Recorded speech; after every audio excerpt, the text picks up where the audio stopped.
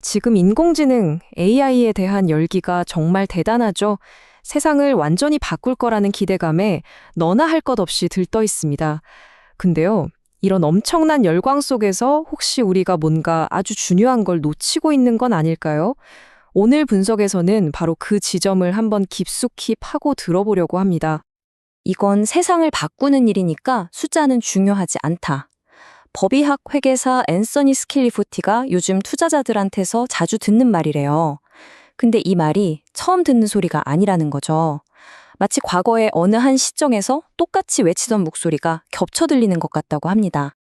바로 이 대목에서 법의학 회계사들의 역할이 중요해지는 겁니다. 이 사람들은요, 화려하게 포장된 이야기 넘어 대부분의 사람들이 그냥 지나치는 숫자와 세부 사항들 속에서 진짜 이야기를 찾아내는 전문가들이거든요.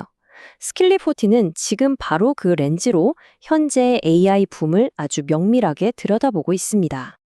자, 오늘날의 위험을 제대로 이해하려면요, 일단 과거로 시간 여행을 좀 떠나봐야 합니다. 왜냐하면 역사는 놀라울 만큼 비슷한 모습으로 반복되니까요. 닷컴 버블과 앨론 사태, 과연 이 사건들에서 우리는 뭘 배울 수 있을까요?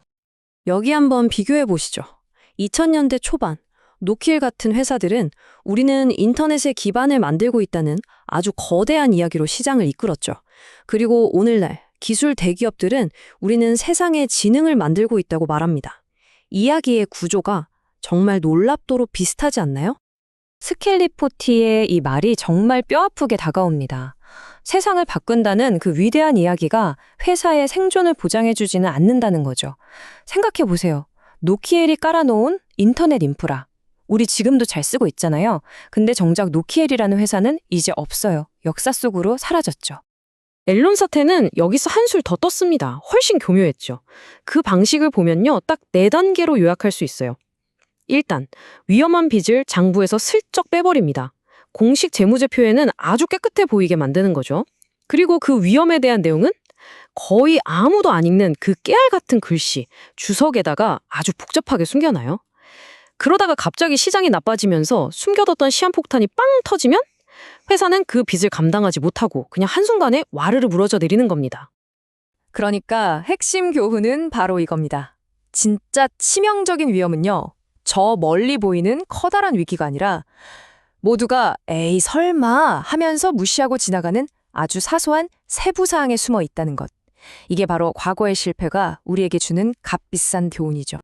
좋습니다. 그렇다면 오늘날 우리는 어떻게 그 숨겨진 위험들을 찾아낼 수 있을까요? 바로 여기서 법의학 회계사들이 사용하는 특별한 생각의 틀, 그들의 도구 상자를 한번 열어볼 시간입니다. 스킬리포티는 위험 신호라는 말 대신에 인화성 물질이라는 표현을 써요. 아주 재미있는 개념이죠. 이게 뭐냐면 그 자체로는 괜찮을 수 있어요. 그냥 거기 있는 거죠. 그런데 여기에 갑자기 경기 침체라던가 아주 강력한 경쟁자의 등장 같은 불꽃이 탁 튀면 펑 하고 터져버릴 수 있는 그런 잠재적인 위험 요소를 말하는 겁니다.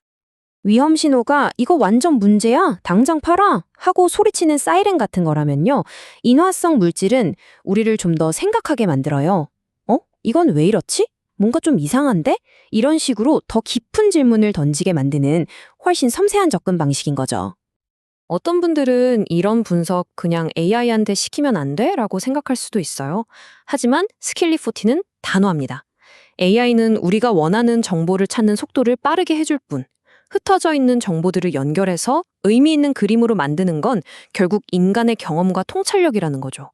이걸 대체할 순 없다고요. 이건 마치 그거랑 똑같아요. 레시피만 보고 요리하는 사람이랑 수십 년 경력의 마스터 셰프. 뭔가 요리가 잘못됐을 때 레시피만 본 사람은 뭐가 문제인지 전혀 감을 못 잡죠. 하지만 마스터 셰프는 냄새만 맡아도, 소리만 들어도 소금이 부족했네? 하고 바로 알아챕니다. 재무 분석의 세계에서도 바로 그 경험의 차이가 진짜 문제를 발견하느냐 마느냐를 결정합니다.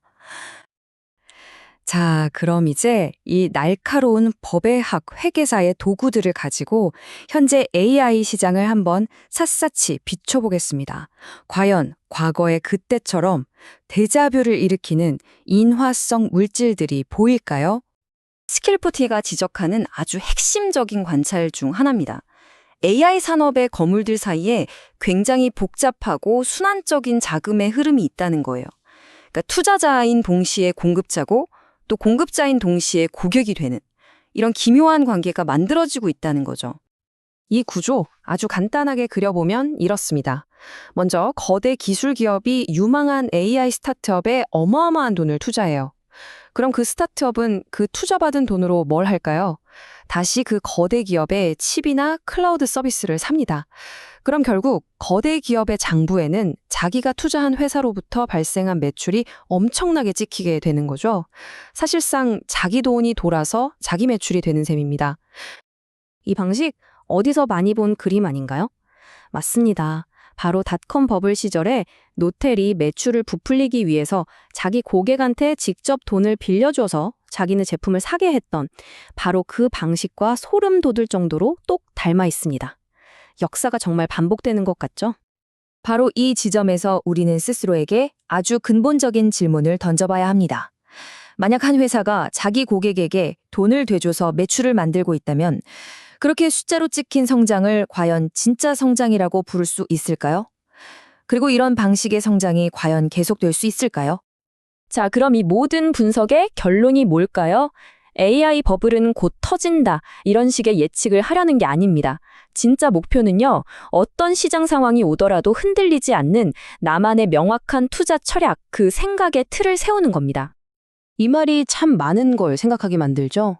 시장이 미친 듯이 오를 때는요, 오히려 많이 아는 것과 과거의 경험이 걸림돌이 될 수 있다는 거예요.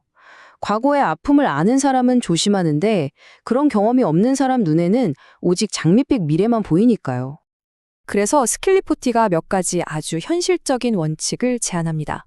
첫째, 그냥 손실이 아니라 창피한 손실을 피하는 데 집중하라는 겁니다. 반토막 나고 회복이 불가능한 그런 치명적인 손실 말이죠. 둘째, 경영진이 하는 말을 그대로 믿지 말고 항상 직접 검증하세요.